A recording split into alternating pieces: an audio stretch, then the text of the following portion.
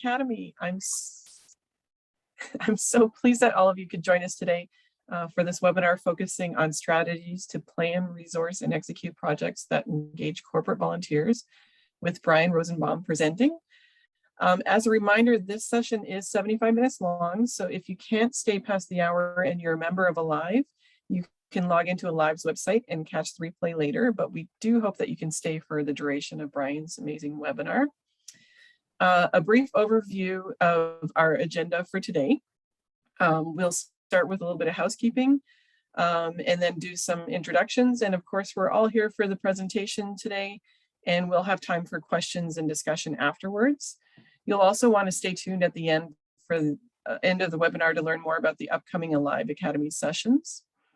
If you're having trouble with audiovisual today, you've got some options. You can keep us streaming on video on your computer and then call in from your phone with audio only. Sometimes if you're having trouble with your bandwidth, calling in by phone alone with audio may help. And put any other tech support questions you may have in the chat box to presenters only, and Gretchen will help you sort those things out. Speaking of the chat box, you'll want to, if you want to talk to all attendees, just make sure you choose that function first. Otherwise, you're just going to be talking to Gretchen and myself, which we're always happy to chat, but we encourage everyone to chat along with each other and share your experience. And we'll be monitoring questions as we go along as well. So we will go ahead and get started, and I'm so pleased to introduce Brian. Brian Rosenbaum is a CVA and Southern California native with 16 years US and international nonprofit experience. He earned his BA in psychology and Spanish at UCLA and his Master's of Science in Social Work at Columbia University School of Social Work, where he specialized in program development and community organizing. Brian serves as Community Engagement Director, overseeing strategy and execution of Imagine LA's volunteerism and mentorship program, individual, corporate, and event sponsorship fundraising, community partnerships, communications and marketing, annual family fun and fundraising events, systems optimization and management, and advocacy efforts.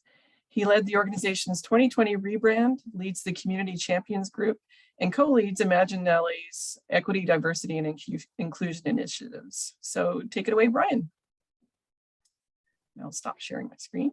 There we go. So much. I feel like that laundry list of, of responsibilities is probably what everyone else does on some level too. I'm so honored to be here. So thank you, Alive, for the opportunity to share and to hopefully impart some wisdom. We are here to talk about creating transformative volunteer experiences, specifically for corporate partners, but really this applies to everyone. Creating transformative experiences is what people are craving these days, and it doesn't just apply to Wells Fargo and Deloitte and UPS, but it certainly will apply to them.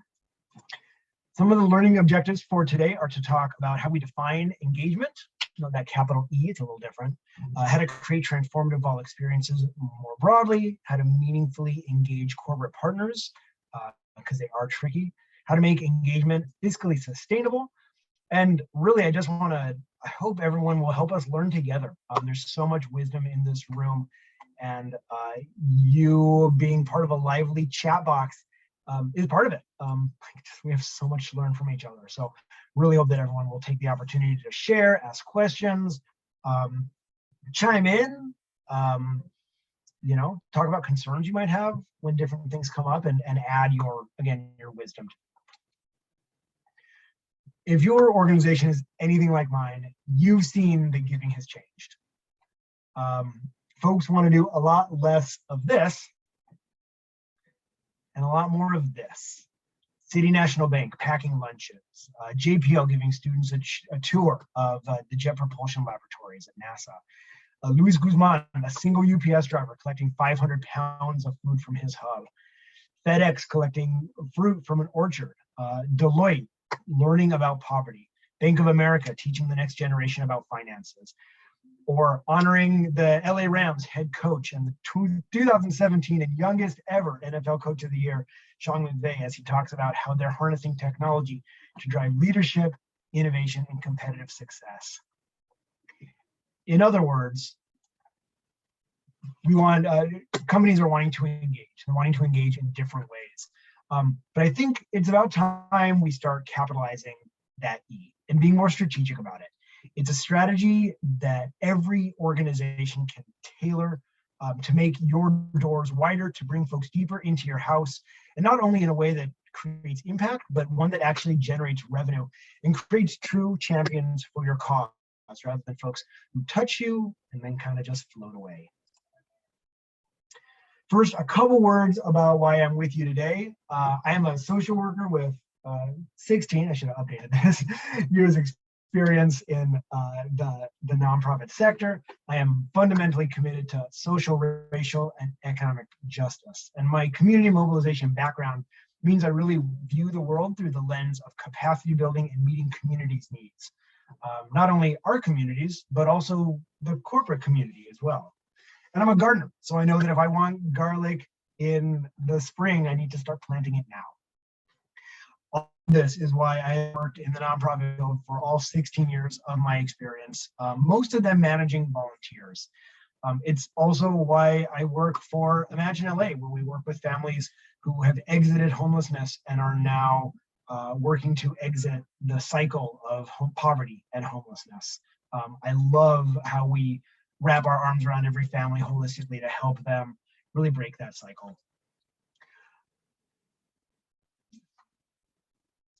We live in a changing world, and there are a few key forces that we see changing it. Globalization is making it possible for individuals and institutions to connect faster than ever before. Migration has created communities with new and different cultures and views. Digital technology has accelerated the way that people share information and ideas. And perhaps most importantly for our discussion is demographics. In the US, baby boomers are leaving the workforce and millennials are the largest generation in the workforce. And young people worldwide have different demands and expectations for their employers, for nonprofits, and the organizations they choose to engage with. And at the same time, we're in the midst of the largest transfer of wealth in world history. If you think about the dollars that will flow into those millennials' bank accounts over time. Connected with the migration trends, we see the communities are more racially and ethnically diverse than ever.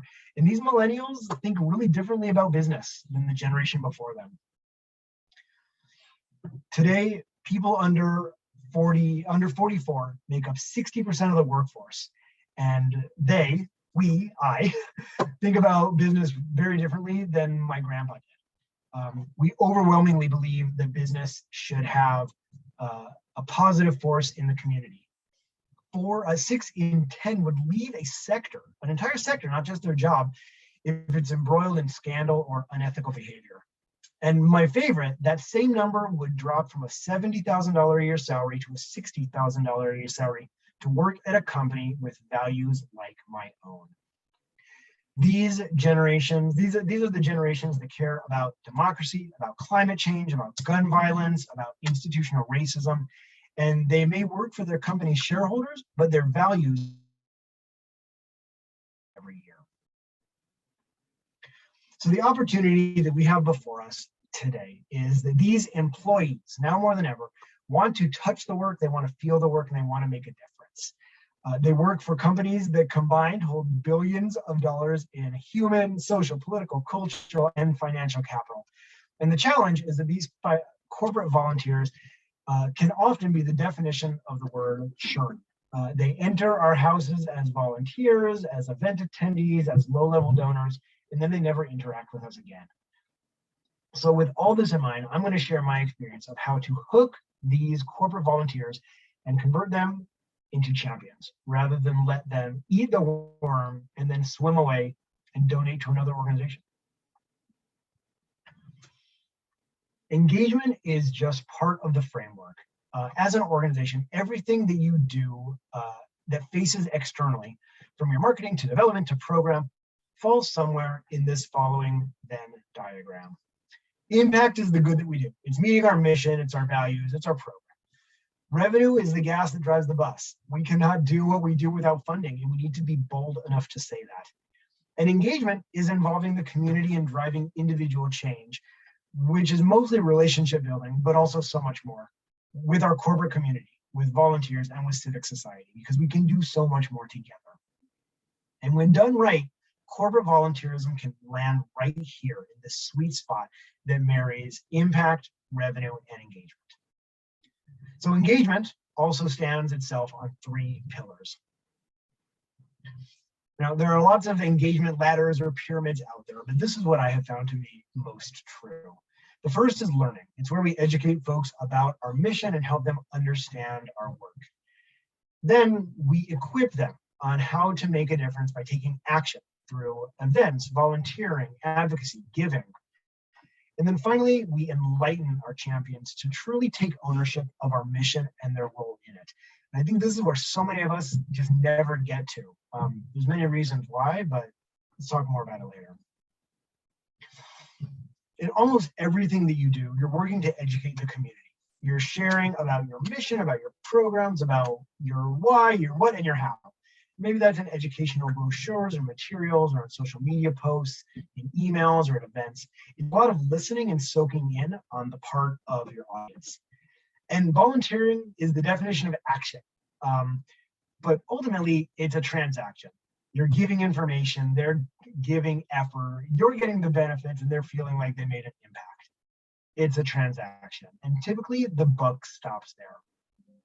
But when we help them own our mission and create truly moving, paradigm-shifting experiences that convert them from one-time volunteers into champions who embrace our mission, we are creating true transformational experiences. The question is, how the heck do we do that? Thinking about creating transformative experiences, I look to the concept of praxis. The words come from the Greek, where Aristotle talked about it in terms of action in the public space as opposed to other basic human activities like thinking and doing. But fast forward 200 or 2,000 years, and Marx talked about praxis in the way, talking about it as action oriented towards revolution. I don't think we're here to spurn revolution, but we are here to get people having a revolution inside, kind of in their own minds, in their own hearts. And that's where Paulo Freire comes in about 100 years later. He was an educator working with the illiterate poor in Brazil, where reading was a requirement for voting. And for Freire, the act of learning to read and then education more broadly was more than just learning how to sound out words on a page or add up numbers to do math. It was a way for the poor to regain their humanity because of its implication for their real world human experiences. When you can read, you can vote. When you can vote, you can change your world. So Freire reclaimed this word, praxis, to be the process of learning and reflecting.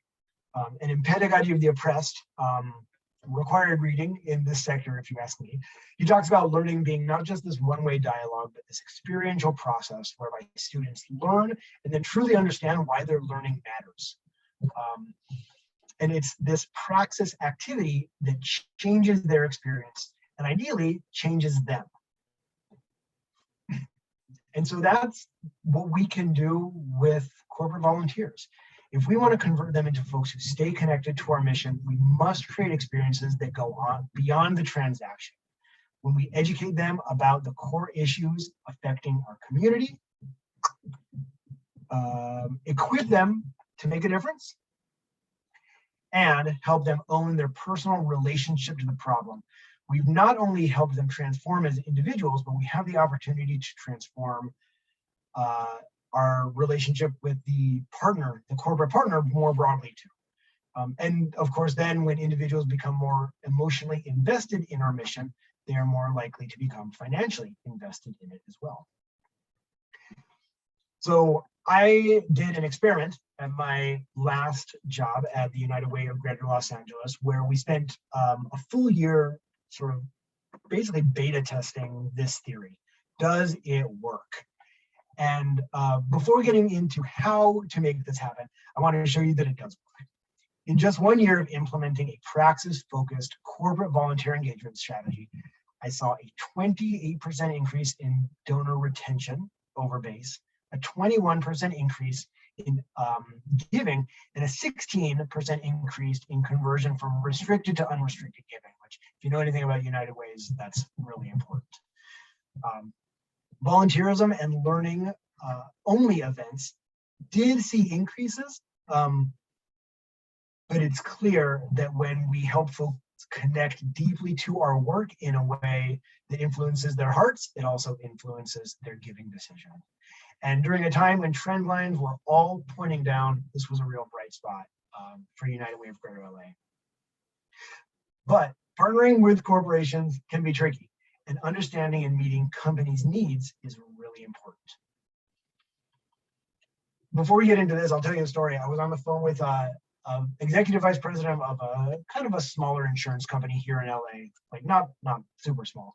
And I was learning about his work, about their philanthropy, about volunteerism. And I ended the call and I asked him, so what can a nonprofit like us do for you?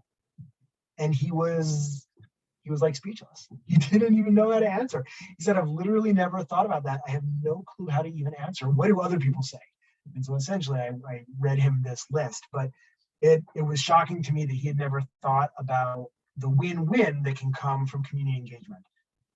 So in my experience, companies, and especially those with a strong CSR, corporate social responsibility department or team, typically have three priorities: employee engagement, brand lift, and business development. Employee engagement means adding value to employees' lives beyond just their paycheck and retaining them. It's volunteering, it's professional development, it's happy hours, it's employee resource groups or affinity groups. Millennials, now being the fastest growing sector of the workforce, will care about this more than any other generation. And if you're working with bigger companies with those employee resource groups, you've probably seen what that Latino group or that African American group or that green committee looks like. It's a lot of young people seeing this as a way to take action in their corporate structure. Remember, 73% of millennials think business should have a positive social impact. And that's more than just giving money away. It's community involvement and it's community support, especially in the form of volunteering. Brand lift means increasing their visibility and strengthening their reputation in the community. That can be accomplished via social media posts, community events, web content, even internal communications within that company or the partner organization. This can be true of faith communities and civic groups as well. And yes, Gretchen, we will have the slide deck and recording coming soon for sure. I know I'm going a little fast. Content is king. So we'll remember that when we talk about how we can help those companies lift their brands and the stories that only we can help them tell. And then finally, all companies are fundamentally in the business of business. So finding new clients is an ever-present goal. It's usually not something we can promise, but it's always something we hope we can deliver. Oh, and I have these nice little slides. I forgot about this. Business of business, there's that. So when I partner with corporate accounts, I have all of this in mind, but most importantly, conversations about engagement and volunteering start with one thing. It's dialogue and it's listening. Every company is unique. It caters to specific markets. It has their own goals and metrics and practices for achieving all of this. And volunteering may satisfy one of their goals, but again, there's so much more that we can offer. And when we come with this lens, we distinguish ourselves against every other nonprofit who just says, give me volunteers. Now, when it comes to creating transformational experiences, this is probably a pretty big change for most companies. And so in order to sell it, because they're not going to say yes right away, we need to package it appropriately. So here's what companies need from us. What they want is a chance to learn about the issues in a way that's informative, fun, quick, and relevant. So they want to learn. They want to meet their key needs, especially employee engagement. Their time is limited because every hour volunteering is an hour of lost productivity from their bottom line perspective. And they want it to be relevant to their work, whether that's finance or technology or entertainment or manufacturing. And the reality is that we need and want all of these things too. We need attendees to get the facts. And in these settings, we have the powerful opportunity to control our messaging. If you've ever done media training, you know, stay on message. And this is how we control that message. We need attendees to be impacted by their experience. And our time is also limited. And ultimately, we need to drive them towards our mission in a meaningful way. But most importantly, how do we create reflective spaces for volunteers? Because if we're asking them to connect to our mission, we have to ask them to think and feel. One innovative example of how to integrate praxis into volunteer events is at my old job, United Way of Greater LA. We created an activity called In a Moment, which was based on an exercise used within the United Way network called a poverty simulation. Do not use the word poverty simulation, but if you Google it, you'll get more than 100,000 results. So there are plenty of resources out there. Now, to help folks understand their personal relationship to poverty, which is all United Way's core issue, we did a 30 to 60-minute activity with corporate partners before the hands-on volunteerism as often as possible. Throughout the activity, small teams of volunteers manage a survival level simulation budget where they allocated pennies, you can see them on the screen, representing specific dollar amounts across categories like housing, food, childcare, healthcare, etc. And then you can see these challenge events. They face these dilemmas that force them to remove pennies from the board and reallocate their budget. And then, spoiler alert, we have somewhere else, the United Way event up in that corner. United Way steps in with services that help this family put pennies back in the board, dollars back in their pockets. The reflection comes at various times during the activity when, it's actually 3 times during the activity, when participants are prompted to discuss their choices and experiences with a neighboring small team, and of course, a group share out. So we ask questions like, how did this experience, what financial choice did you make when you lost your car? How did your group have any differing opinions about what choice to make? How did it impact you when your family had to drop from 3 meals a day to 2 meals a day? And this is always one that really hits people because, food is so important. Almost everyone you will talk to has never had to only eat 2 meals a day. You have probably never had to only eat 2 meals a day. But if you have, that's also valid and relevant, and actually a great way that you can use of self to share about how important such an issue is. So now you're going to the laundromat instead of getting dry cleaned. What judgment does society assign to people who go to the laundromat? What are some of the costs that come with financial struggles that aren't on the game board? This is a really good one where we can talk about mental health, stress, lack of time for self-care. And the reflection happens when you least expect it. So during this activity, my favorite time anecdote from this was when I was at AT&T in LA, and I had people doing this activity, and I'm walking around and sort of observing, and I heard someone say, "Wow, I've done this before." And their partner's like, "Oh, you've done this activity before?" And the guy was like, "No, I've lived this. Like, we moved into a smaller apartment so we could afford my mom's cancer treatments, and we sold the car so we could put food on the table." And it was in that moment, that exact moment, that his partner sort of stopped talking and paused and reflected on his own privilege of having never had experienced those things, and grew his empathy muscle. And that's a muscle that, unless we, grow it and challenge it, it will never become stronger.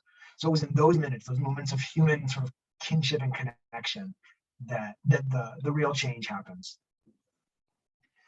Another example comes from the United Ways of California, which focuses on statewide efforts and issues that affect all 30 plus LA-based United Way member organizations. And their activity, which this is an old image, but they just put out the 2021 real cost measure, which is awesome. Their activity educates participants about the federal poverty line, and then challenges participants to guess the monthly cost for a family of 4 to meet their basic needs in any county in California, which is what the report basically displays. And the website's amazing. You can go in and put your family's makeup, and it'll tell you basic costs of making ends meet. So participants estimate the costs in areas like food and housing and transportation and healthcare and childcare. And then based on the report, reveal the real answers, which in 2019 is $95,000 for a family of four living in LA County. And yeah, that's United Ways of California. They are currently doing the roadshow to get the word out about their 2021 release. And actually, I just had them do a webinar for my staff and our community partners. And we had 76 people attend, which is pretty good for us. So reflection is also built into this activity to help folks understand just how tough it is to get by and how good or how tough they have it. I have a recording to ours and I have the PowerPoint, so I will throw that in the chat later. And doing this activity, attendees, participants see the truth in this visual form, and it leaves them speechless. They really see how far it is between the official definition of poor and the real cost of meeting basic needs. The fact that you can triple the federal poverty line and still be 20 grand short of being able to meet your basic needs is striking. I can also share a few other examples through my research and relationships. Although I've never come across anyone else who has tried to do reflective work with corporate volunteers specifically, or with episodic volunteers.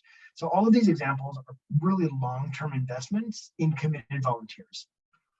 The first comes from the work of graduate schools of social work. Every MSW student does a counseling or therapy internship their first year, and an internship that's more focused on their long-term goals or their focus of study the second year.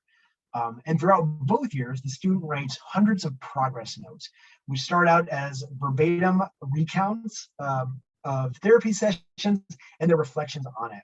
And good supervisors and field instructors, combined with class instructions, about institutional power and privilege and oppression, they take these conversations deeper in showing the student mirrors that they've really maybe never dusted off before. And personally speaking, my MSW education and internships were transformative. The reflection that I did on a weekly, daily basis changed the way that I looked at the world and brought me many steps closer to my goal of being an agent of change in the nonprofit world, owning my societal privilege and power, and actively working to build equity in our world. Other examples that you can see come from across the country, from Seattle to Colorado to Minnesota to New York. And there are organizations doing highly sophisticated trainings with their long-term volunteers, like the organization in Denver, which supports families separated by immigrant detention, and in New York, the domestic violence shelter doing similar things.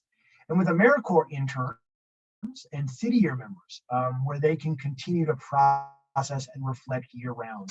I actually have my first AmeriCorps Vista this year. And so I'm really looking forward to see what reflection she does outside of our work together that she can bring back. Now, I think for a lot of folks, working with corporate volunteers is very different and kind of hard. And so here's a list of some just keys to success that I would offer when working with episodic volunteers. When you have a company that wants to come in, how do you do it? And really this is all from an equity lens, knowing that ultimately we are in the service of our clients. We should act as partners, not vendors to a company that's saying jump and then we say how high. I would consider creative and long-term strategies. A lot of folks want to just check a box off, and we have the power to set the expectation that we are not about single one-hit wonders. We're in it for the long term. Building education into the planning process is really an interesting opportunity as well. If you see a moment where you can do some education, maybe the person you're talking to isn't totally in tune with your values, there's an opportunity to help them align with you and again turn them into a champion. And into the project itself, obviously, how can we build education in through a presentation, through an activity like I've mentioned. And making the education component brave. really challenging people to step outside their comfort zone. I think some of the activities that I mentioned do this, but you can do it on your own too with really thoughtful and intentional facilitation. And the idea of doing no harm, making sure that every message that you deliver is moving towards the values of equity and social justice and never against them. Language matters. I think we have seen that so much over the last, especially the last 2 years. So making sure that the language that we provide people is modeling the behavior that we want to see. And leading with empathy at the same time, knowing that everybody is a different place in their knowledge and their development of their own understanding and internalization of their power and privilege in society. I mean, I can tell you as a white person, the white guilt phase is terrible and awful, and hopefully people get back behind it, get past it. But by not acknowledging someone's guilt and the stage that they're in, we're going to do more harm than good. Being prepared to say no. And I really want to underline this one. You might come across a corporate partner who wants you to jump through 100 million hoops, and then they aren't willing to pay for it. And we need to say, you know what, fortunately, I don't have capacity to do this. Let me send you to someone else who is really able to do it potentially better. I like that. Next opportunity, that's solid. Yeah. And being willing to scale back. Maybe they want us to do something grand, and again, capacity or the opportunity just to build up. Start small, start with wins. I do another presentation about strategic partnerships, and one of the core takeaways from it is start small, gain wins, and then build upon them. But don't try to land on the moon the first time. Just try to get off the ground. And then finally, creating space for the company to share insights with the company, for the community to share insights with the company. This is really cool. It comes out of an anecdote from a friend where they were in the South Bay here in LA at a site where an oil company, basically, that has a giant refinery, wanted to do some things in the community. And the nonprofit that was sort of shepherding and stewarding their involvement knew that nobody in the company was happy. No one in the community was happy with this company because of the environmental racism that was actively happening. And so they realized there needed to be a real coming together so that the community could feel heard and the company could make an impact in the way that met their goals. And so they actually created a space for community members to talk about their feeling, and they created sort of a brave circle and allowed for a little bit of healing for everyone, knowing that it was worth it. I think it's a really cool opportunity. It's obviously not going to fit for every situation, but it could be a fit for you. So finally, I want to end with this quote. I love this from this Fortune 500 COO who was a big supporter. And she said, I was doing this with a bunch of leaders from different companies. She said, I'd love you to come and do this with my team members.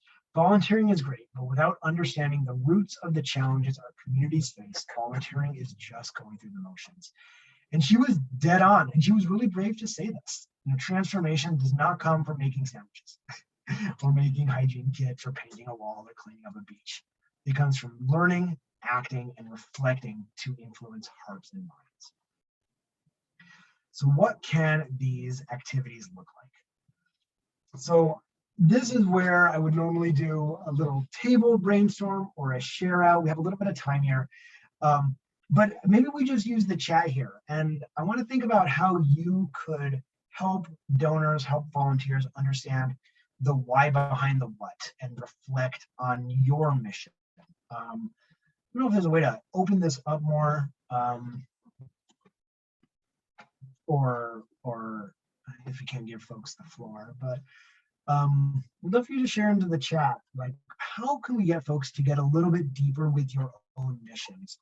I see Five Rivers Metro Parks, we got Red Cross. I mean, how do we get people thinking about the deeper work that you're doing? Smithsonian, the natural history, right?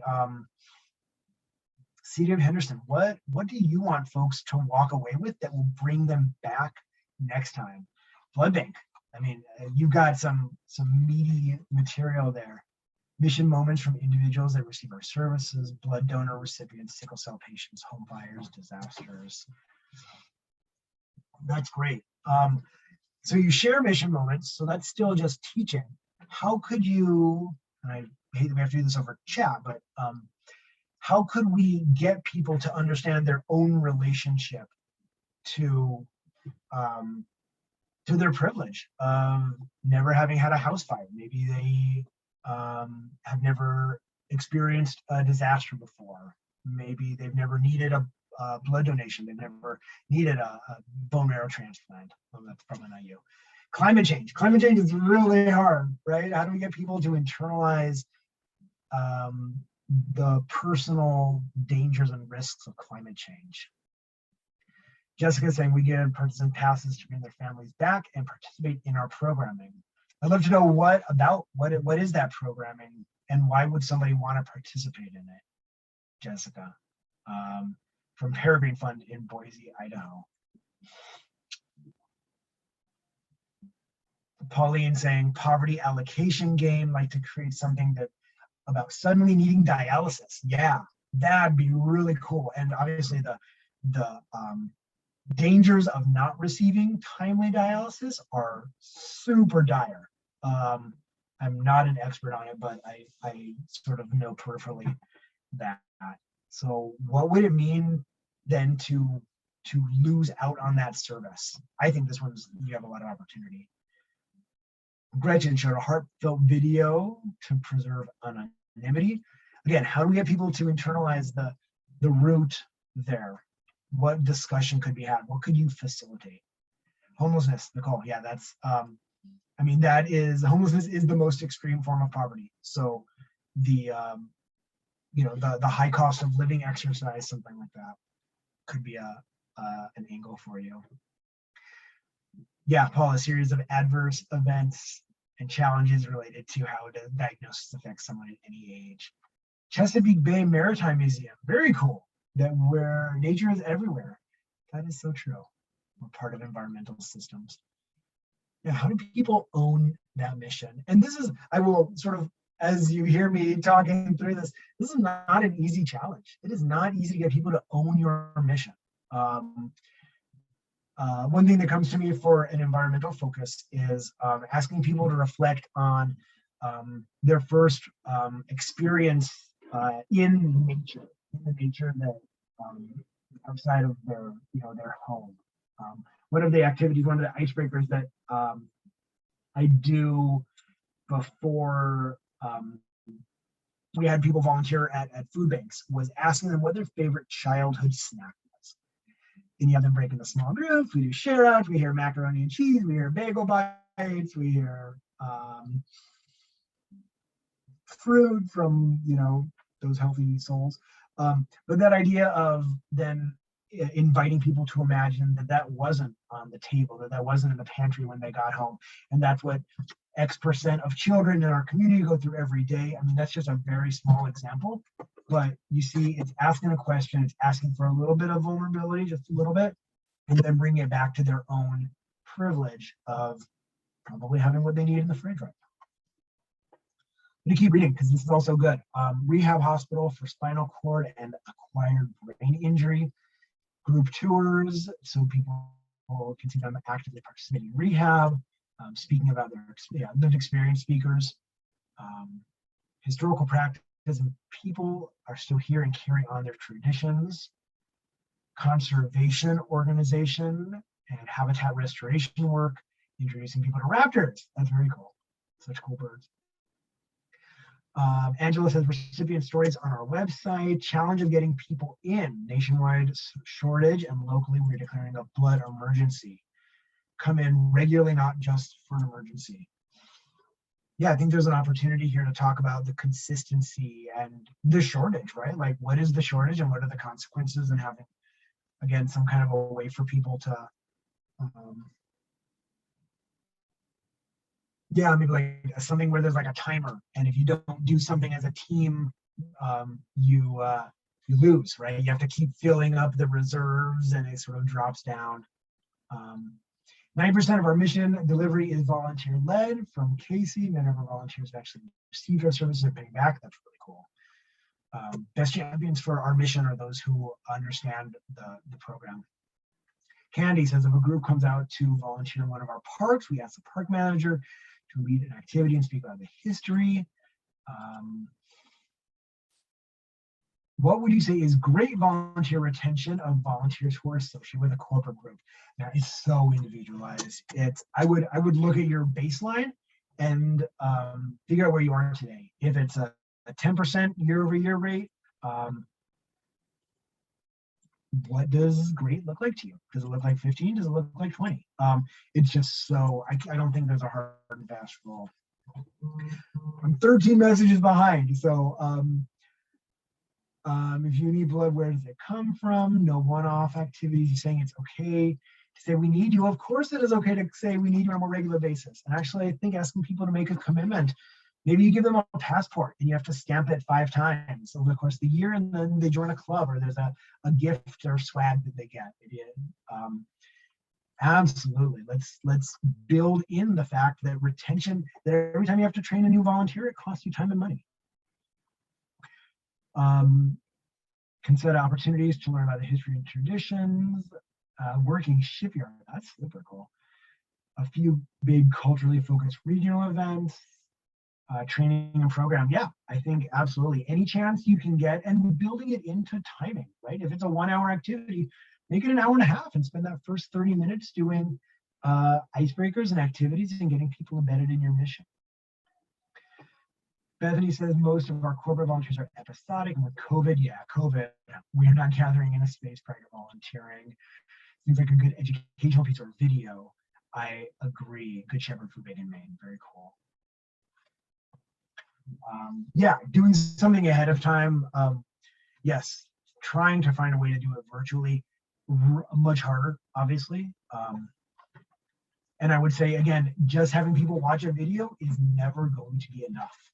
The information will go in and it will go out. Unless you actively engage people in reflection, they will not retain it. They will not become the champions that you need them to be. Allison says, all staff who lead volunteer groups do a wonderful job connecting the volunteer project to our mission, personally walking the group around the park, giving history, extra engagement makes an impact. Yes. Love the timer. Angela, how do you have stats about why people need blood and how much, what kind they need? You can do a card game. Yeah, card games are really easy because they're sort of self-driven, and you can move people through, and they're random, right? You have people shuffle those cards, and then I would obviously beta test that game before you go live. It's also a great activity to do with other staff as you're building this. I mean, this is a real way to do collaboration in a way that's inclusive, that brings a lot of brains and perspectives and history with the organization and other organizations, if your turnover is anything like mine, to the table, right? You really want to float this and make sure that it works before you launch it. Great conversation. I have a lot more to share with you. So here is what a typical corporate volunteering opportunity looked like at 90% of nonprofits I've worked at. You show up, you drink some coffee, you hear from a staff member, you make some sack lunches, and you go home. If you think about those corporate needs, that satisfies just one. It's employee engagement. And that's been good enough, but it is far from the sweet spot of impact, revenue, and engagement. And in fact, most nonprofits that operate this way lose money on volunteerism in the long run. Here's how we can turn this model on its head. I know this is a little small, but hopefully it's big enough on your screen that you can see it. So just take a minute to read it. I'll invite you back.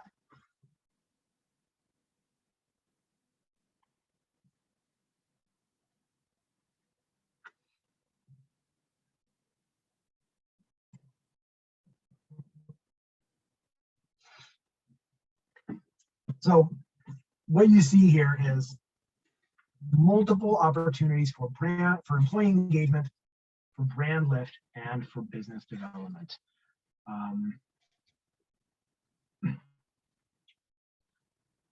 And I'm guessing what you are seeing, honing in on, is this revenue strategy.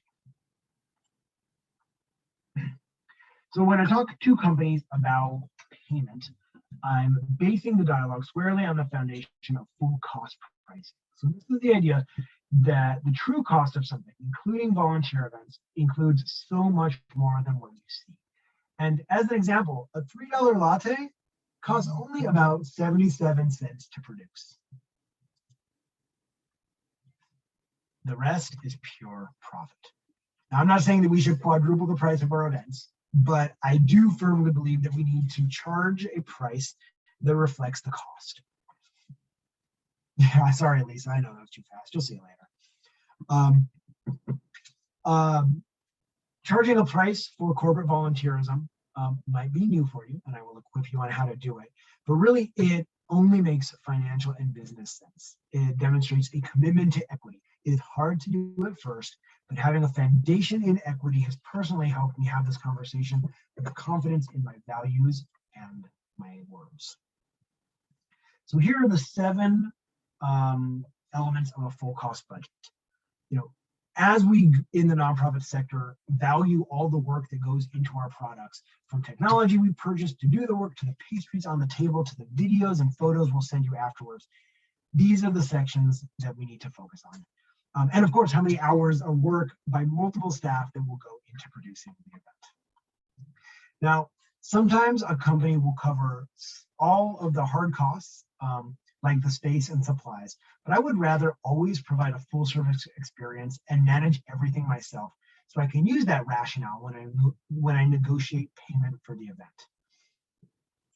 And when I ask someone, oh, here are those hard costs: the supplies, the food and beverage, maybe the transportation to your site. Here's the script. Here's the script that I use every time. Do you have any budget for this volunteer opportunity? It takes time and resources to coordinate these types of events, and your budget would help offset planning, materials, and coordination costs. So this is a very highly wordsmith and straightforward and factual way to summarize full cost pricing, but it also leads with a question, and that enables dialogue. And I really think that's a way that we respect the person on the other end of the phone or the other end of the Zoom. Sometimes companies can pay, sometimes they can't, but it never hurts to just ask a question from a place of curiosity. And some of the language that you'll see: offsetting, time and resources. Any person working at a company will understand these sort of business forward words. But before this conversation, it's important to determine the actual full cost of the event so you can lead with a realistic number. So here are these different pieces. Staff time. It includes planning, execution, the post-event tasks that you're going to do. And it not only includes you as the lead organizer, but is there going to be program team involved? Will development team, will marketing team be involved? And here's a way for you to figure out the hourly cost of doing business at your organization. Is your total organization budget divided by the number of employees divided by times 52 weeks times 40 hours per week. And so $1 million organization with 6 staff members, it costs $80 an hour for you to do your work. And that's true of your CEO, and that's true of you, and that's true of your assistant. And everyone's going to be involved. We're not talking about individual salaries here. We're talking about, more broadly, the cost of doing business. And let's charge people for the cost of doing business. From the supplies perspective, that's your backpack items, your kit materials, your beautification supplies, but it's also your dollies and your boxes and your gloves. Include things that you already own, because at some point you're going to need to buy new ones. They will run out. There's wear and tear on your car. That's when we get mileage reimbursement. And of course, great chance to use Amazon Smile so that when you buy these supplies, you get $1 or $2 back. They're not paying me to say that, but you'd be dumb not to. From a marketing and communications perspective, if you're bringing a photographer, pay for it. If you're using a videographer, pay for it. If you're using an AV equipment, pay for it. If you're printing things or creating badges or signage or awards or t-shirts or raffle items or swag, pay for it. If you're doing social media or web activity afterwards, billable staff time. That would go up in the first section. In food and beverage, If you're providing snacks, breakfast, lunch, bottled water, always, number one, never let people get thirsty. We always say, what's the number one volunteer-related injury? Dehydration. And always recommend, unless you're dealing with someone who expects professional catering, you can get really great stuff at grocery stores for a quarter of the price. Transportation, if you are doing site visits with your contact, if you're doing planning events, if you have staff driving to event, or if there's a volunteer bus coming to the event, if there's parking at the venue that costs money, or other transporting of deliverables, or other staff. And then here's that mileage reimbursement rate. I don't know why I couldn't find 2021, but you get the idea. If it's going to happen, get it paid for. And in terms of the venue and other items, find comparable local venue rates. If you're providing the venue, that's time that your space is being used, and that costs money. Keeps the lights on, you're paying for rent. Tables and chairs and linens, decor, and a tour perhaps, if you're going to do a tour of the site. And of course, security if needed. And if you are doing a lived experience speaker, we absolutely have to honor their time through gifts and honoraria. So here's a full cost budgeting. Here's a sample. It's a concrete example of what a 1 hour event with 15 to 20 volunteers making 100 hygiene kits would look like. And so you see $4 per kit. We're hiring a videographer. We got signage that's going to cost us $100 to look good. This is a company that expects it. We're going to have an award for the fastest team. We're going to have t-shirts at $6 a piece for all 15 volunteers. We're going to have swag, $1 a piece, something small. We're going to make sure that there are coffee and pastries and bottled water. We're managing staff. We are having staff drive to the venue, but we're also managing the bus for those volunteers at $500. And we have a client speaker to tell their own story, and we are providing a $1,500 honorarium. So the hard cost, the actual dollars that you will put on your company credit card, a little under $2,100. But look at also the administrative time that we're going to be spending. You will be spending 12 hours on this activity at $80 for that fictional, $1 million org that we made. Your marketing team is going to be putting in 4 hours on the social media posts, the blog, and embedding them in your newsletter. You also will be using your multi-purpose room for 3 hours and tables and chairs for an administrative cost total of almost $1,700, which is 45% of the total cost. And so I think it goes without saying that if you do not charge for all of this, and granted, this is the Cadillac version of how I would want to do this. But if you do not charge for all the time that we are putting in, you are losing almost half of what this event costs. So let me pause. I think this is a good point to pause. We're at 53 minutes. What questions do you have? What ideas are coming to mind? Stunning. Oh, you're sweet. Thank you, Angela. And while you type, I'm going to go back to that run of show because I feel like we went through it way too fast. We start by negotiating payment. There's an online registration page so that volunteers can register individually, so you're tracking them rather than having your CSR, your volunteer lead at that company, manage everything. That way you're capturing all of that contact info, and you can do a pre-survey. Actually, I read this amazing book recently, The Art of Gathering, Priya Parker. She talks about how much we can prep people for their experience and get them kind of in the mood, even before they show up, even starting with the invitation, starting with how we name the event, how we have them register. And so I love the ideas of corporate volunteer events are somewhere between individual traditional volunteer and public program. Yeah, I like that framing too. Reflection that not understanding the admin cost is where a previous org I worked for went wrong, for sure. So after people register, Brian, this is Gretchen. I'm sorry to jump in, but when you're talking earlier about the keys to success, a few slides back, and then this leads into that transformative event.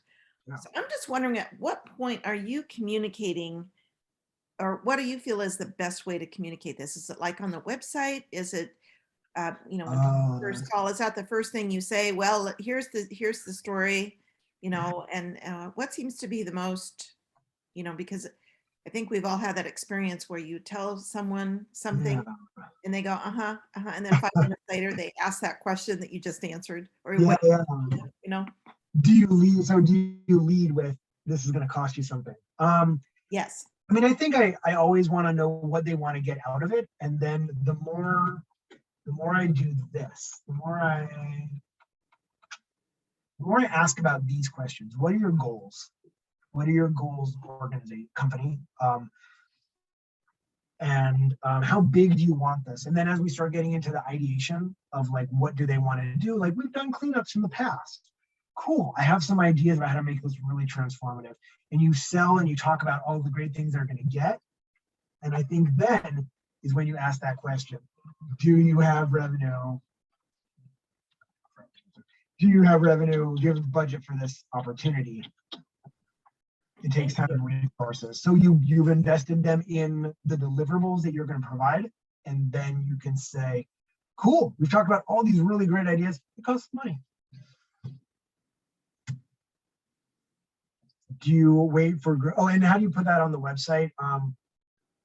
That's a good question. I think a good spot for sort of the corporate partners, if you have that section, you can talk about other groups you've worked with, maybe some good photos, and then fill out this form for more information. And I wouldn't go with a lot. I'd let your stories tell, you're in like photos, maybe even videos, tell about your impact. If folks head to, sorry to share my whole screen. If folks head to, I'm just going to put it in the chat, United Way of Greater Los Angeles on YouTube, there's a channel, there's a playlist called Corporate Engagement, or maybe it's Volunteer. And I made like 6 or 7 different videos of different corporate groups doing cool stuff with us, and investing in those videos allowed me to send them to future partners and talk about, look at how cool these are, look at how they are. And Brian, if I could just also add in, I think for many of us who may have worked or maybe always have worked in that nonprofit space, and I come from a corporate background, and you know, they have money for this, they have money budgeted, and it's a lot easier for them to find that. So you have to kind of take off your nonprofit hat when you're, you know, working in this way. And yeah, then that's, you know, for some of us that have worked in the nonprofit side for a long time, it's easy to forget that. It's very foreign. It's very foreign for us. The other thing to mention on that is that that money, those pockets of money, can live in different places. So they might live in HR because the point is about employee engagement, and volunteerism lives in HR. But I just talked with Bank of the West the other day, and volunteerism now sits, or the corporate giving sits in marketing, because they really see this as part of their publicity and public relations, and that's where it sits for them. That's the structure that they use. It also might just sit in CSR specifically, know that they have those dollars ready and willing and able to go out. We haven't talked at all about how this can lead into grants and funding, but I mean, that's relationship building, that's connecting the dots. So yes, you make a really good point. And Anne-Marie, I'll refer your question. This goes along with Angela's, but are you speaking in terms of corporate partners already involved, or does it transfer to recruitment? I think it goes for everyone. If someone's knocking at your door, or you are reaching out to them to say, hey, we can meet your needs, they're going to listen. Ultimately, every company is trying to meet their goals, and whatever metrics they're trying to get to, they're desperate. They're desperate to keep employees happy and recruit new ones. And churches are desperate to keep people in their pews, and member, and the Rotary is desperate to get people to sign up. So the more opportunities we can offer to create engagement, the more value we add to those companies. Let me find that YouTube playlist.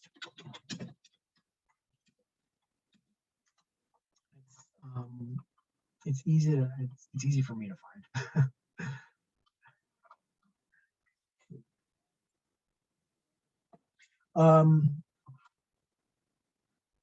Yeah, I'll find it towards the end. Let me go back to that run a show, because I think it's really helpful. So this is the pre-stuff. On event day, videographer and photographer capture the event, getting interviews. Thank you, Gretchen. If someone wants to go find the URL, it's about that easy, and I think it's called a playlist in YouTube. Getting short interviews with stakeholders as you have your videographer on stage, and this is a really great thing to invest some money in. These really love. I did a cleanup. I coordinated a boys and girls summer cleanup with NASA, with Jet Propulsion Laboratories. We had a videographer come in, get those B-rolls. You'll see it on the United Way channel. And they posted it on their LinkedIn. They posted the video on their LinkedIn, which, people don't go to LinkedIn to watch videos. It had 12,000 hits within a week, 12,000 views within a week. So like video is king. We've been hearing that for years now with regards to Facebook. So you get the idea. Volunteers show up and they still drink their coffee. Tracking volunteers via digital check-in is a great thing. If you can have it on your phone or on a tablet, rather than having people having to sign and fill things in, it shows that you're tech savvy and you know that people's time is valuable. Yes, always hearing from some nonprofit staff. Here's your praxis activity, some kind of activity to get people to internalize your mission and their relationship to it. You're still making those sack lunches, but they're co-branded. So you've printed out stickers ahead of time that have your logo and Chase Bank's logo on it as well. And they close it and they slap it with that sticker. That gets their name out. That increasingly gets your name out. And it's great for photos. Group reflection afterwards, something we just don't do, right? Like asking people, how did this impact you? What do you think is the impact of the work that you did today? What is, it'll depend on your activity, but there's so many ways to get people to think about their impact and their personal relationship now to it. Now that they've moved their brains and they've moved their hands, let's try to get them to move their hearts. Great opportunity for that corporate lead to speak, or the coordinator, presenting that big check with the photo op to your nonprofit. Obviously that doesn't always happen, but it might. Another great photo opportunity. Volunteer evaluation. If you are not doing on-site evaluations, and those can be paper, or you can create a link and create a form on Google or on Microsoft Forms. You create a bit.ly, a short link, an easy way for people to get to it, and you have them do it on their phones in the moment so that it's fresh. It really allows people to provide immediate feedback, but also helps them feel heard. Do you have increased knowledge of the nonprofit? And you can do that. You can ask people, what was your knowledge before? What was your knowledge afterwards? And now you have a metric to show that your event and the educational piece of it added to people's knowledge of your mission and your work. Obviously, satisfaction. How was parking? How was facilitation, et cetera, et cetera. And then people go home, but the work doesn't stop. You can see almost a quarter of these rows are dedicated to post activities. So first of all, put a recap on your blog. Put a newsletter highlight with photos that link to that blog and share a couple of great videos. Say thank you to your company, to that company on social media with photos, videos, and you've got to mention them. If your communications team misses that, delete it and do it again. Because if we do not mention a company, they will never know that we posted on social media. Sharing the blog post and the email and the video with your corporate contact is really important. Make sure they have all of the content is king that you created. Get that email out to attendees, but also get an email out to the no-shows. Here's what you missed. Here's a great video of what happened. Or here's some great photos of what happened. And then what's the call to action? Because if we do not ask people to do something afterwards, give to our Giving Tuesday campaign in a couple of weeks. Sign up to be a mentor for our youth. Share this petition that we're doing. Whatever it is, drive people to action. People are hungry to make a difference. They don't know how. The irons are already hot, and so we got to make hay while the sun is shining, to mix some metaphors. And then, if relevant, share a summary of the event with your board of directors. Your board, knowing that whatever company came in and did something with you, will make them jealous. To be really clear, they're gonna be like, oh, I didn't realize this was such a cool opportunity. I didn't know that we had, thank you, Gretchen. I didn't know that we could do such great employee engagement through you. Can we talk about that? Can we set up a meeting? It will inspire them, it will move them. So heading all the way to the bottom, as we said, a couple more minutes left, but I want to end you with just a little bit of inspiration. I was speaking with Father Greg Boyle, who is the founder of Homeboy Industries here in LA. He said something that really opened my eyes. He said this: we must not go to the margins to make the difference. We must go there so the people there can change us. The measure of our service lies not in our compassion, but in our ability to see ourselves in kinship with them. And when we allow those at the margins to inhabit their truth, we open ourselves to be transformed. In this process, we discover the exquisite mutuality of our common nobility and shared industry.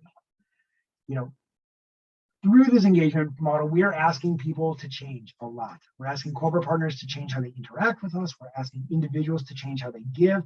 And we're pushing individuals sometimes to reset their ethical North Star, to change their relationship with poverty and inequality or climate change or the need for blood. And so as we lead people to that change, we also have a duty to lead them through that change responsibly by creating safe and powerful spaces for them to learn and do and reflect, and ultimately in order to become more engaged. So here is that quote from Father Boyle. And as you engage your volunteers, whether they're corporate volunteers or regular routine regulars, we have to always remember the real value of volunteerism is not in the sandwiches that people make or the mentoring they provide or even in the homes they build. The value of volunteering is that through this process, volunteers themselves are changed. And the incredible thing about our work is that we have the opportunity and the privilege of leading people through this change so that we can change the world together. Here are a ton of different resources that I've provided. Here's this in a nice printable format. Here's that budget. Here are some of those budget elements in a one-pager. But ultimately, thank you. Thank you for your time. Thank you for the opportunity. And I hope everyone feels like you got some work to do as volunteers come into our house and hopefully don't leave right afterwards.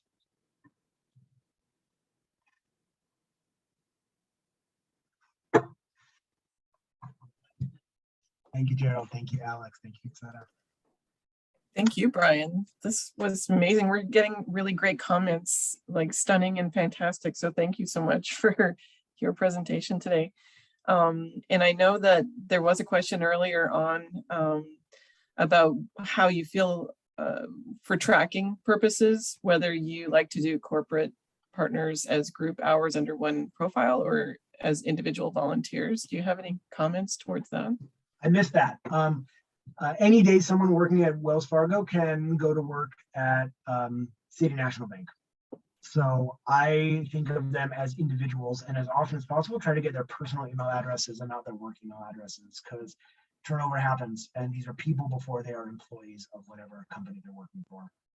If there's a way to track in a way that allows you to track those corporate hours with some kind of a tag, absolutely, we should be sharing and celebrating that. But in terms of individuals, they are individuals.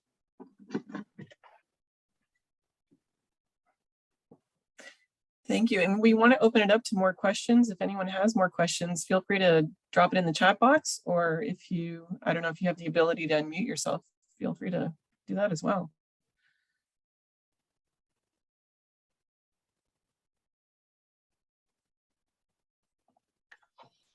And I am happy and eager to be a resource for anyone after this. Please, yeah, do connect with me on LinkedIn. Nicole, good to see you again. And let me know how I can support. We are nobody can do this work alone. So please do reach out. And Gretchen, I know you mentioned that the presentation will be available. Is it over the next few days or next week maybe? Yeah, I think I'll probably have it posted by midweek of next week. Perfect. Yeah. Brian, if you want to send me the slide deck, that would be fantastic.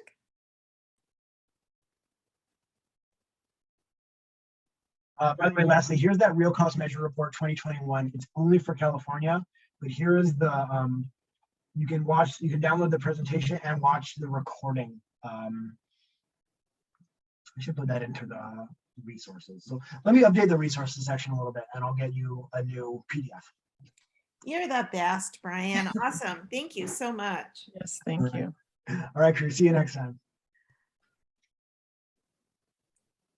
Okay, Anne-Marie, that's got a couple of announcements. We finished out the year. Go ahead. Sure. So we just wanted to remind everyone to save the date. Our next Alive Academy webinar will be on January 26th at 2 p.m. Eastern Time. It'll be a 90-minute webinar with Mary Beth Harrington, talking about appreciating volunteer management as a step on your career ladder. We also wanted to remind everyone that Alive is always looking for new members. So there are open positions in programs, membership, and marketing for anyone who's interested. Feel free to visit the Alive website, which the link is at the bottom of the slide.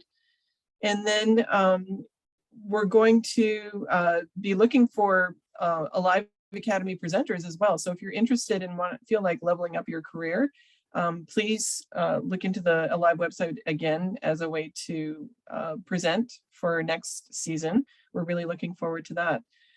For more information on volunteering, presenting, or the upcoming calendar, visit www.volunteeralive.org.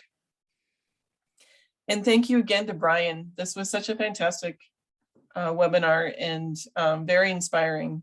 So thank you so much. We will change the world after all. It definitely needs to be changed right now. So we appreciate that.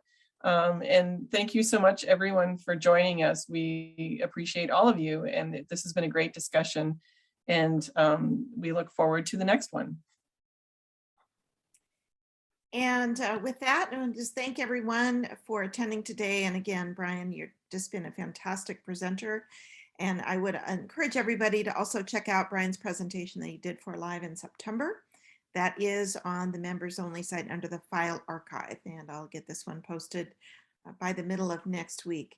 I'd like to thank Anne-Marie for hosting. And again, just everyone have a wonderful, safe, healthy holiday, happy holiday season.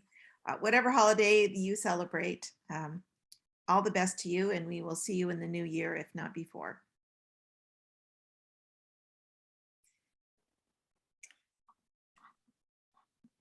We will sign off, and everyone have a great rest of your week.